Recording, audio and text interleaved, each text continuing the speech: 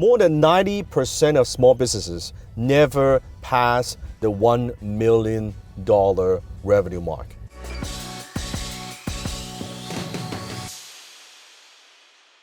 Most small businesses make less than $1 million a year.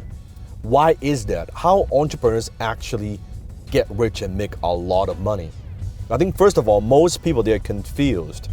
They don't know the difference between a business owner and an entrepreneur. When you ask a business owner what do, they would usually say something like, I own a plumbing business, I own a restaurant, I own a flower shop, I own a landscaping business. Whatever business they're in, they'll tell you that. And usually it's very narrowly specific, very focused. I do this. Versus if when you ask an entrepreneur, the answer is not so simple, right? My mom is still trying to figure out exactly what do I do to make a living, okay? It is sometimes my mom's friends ask her, what exactly does your son do? It is not so easy to answer. Because what we do as an entrepreneur, first and foremost, we make money by execution and by innovative ideas. So when you ask an entrepreneur what exactly do they do, it's not so easy because there are many things that they do to generate money and revenue.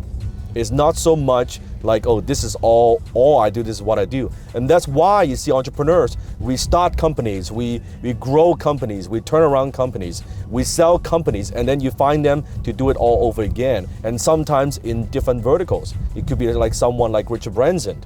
And they find it that how come someone like him, the Virgin brand, could be in so many different verticals. It could be in airline, it could be in try to get into mobile phone and all these different things.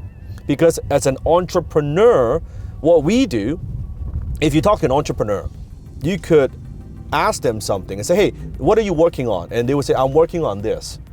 And then 3 to 5 months, 6 months later, you talk to them, they will tell you, okay, now from what I was working on, now it's evolved into this. I'm adding this piece. Interesting. And then a year later, 2 years, they talk to them, they could be doing something completely different. Now, I'm not talking about the shiny object syndrome where you jump from one thing to another. They're doing many, many different things, but it's still within the business. It's still within one business. Now, maybe they could have different businesses, but they are very innovative within the business they're in. Versus if you talk to a business owner, you ask them, what do you do? Well, I own a plumbing business. 10 years later, you ask them, what do you do? I own a plumbing business. Kind of same old. That's when you know that's a business owner, that's not an entrepreneur. I'll give you a perfect example. Take Apple. What business is Apple in? Now, Apple might started off in the beginning as a computer business, right? Because it's a software business. That's cool, that's fine. And then later on, it evolved into what? Other types of businesses. So when you look at Apple, when they launched the iPod, guess now what business they're in? They're now in the music business, right? Now then, when they launched the iPhone, now they are in the mobile phone business, right? And then now with the App Store, which they make 30%, everything sells through the App Store, they make 30%. Then what business are they in? They're in the app business. Now they have this ecosystem within what they do. So if you look at Apple, what business are they in? Well, it's tough to say. It's no longer just a computer company. It is much, much more than that. Now that's an entrepreneur. That's the difference. You might see they have a business within a business. You might see they have multiple streams of income within a business. Or you might see they have this vertical integration that they own this and also this from top to bottom, the chain. You may do that too. That's the difference. And that's how entrepreneurs really get rich. It is through innovative ideas. How can I make it better? How can I add value this way? Can I do something like this? What are some of the things that I do? You look at even Disney. What business is Disney in?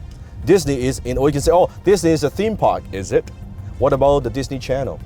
What about in front of my house? I see the Disney cruise all the time, right? They're the Disney cruise. But really, they're also in the licensing business. They're in the merchandising business. It's not so narrowly focused, or they're just in this business. Does that make sense? Comment below if this is making sense to you. That's what I'm talking about. That's how entrepreneurs really get rich. Now, what about your business?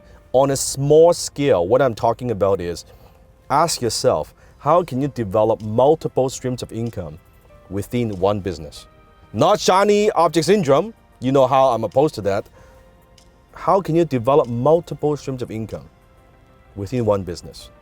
Then, if on a bigger scale, how can I build a business within a business? How can I add 2 or 3 pillars within what I do to diversify within the business and innovate? That's what makes you an entrepreneur. Until next time, I'll see you in my Bentley.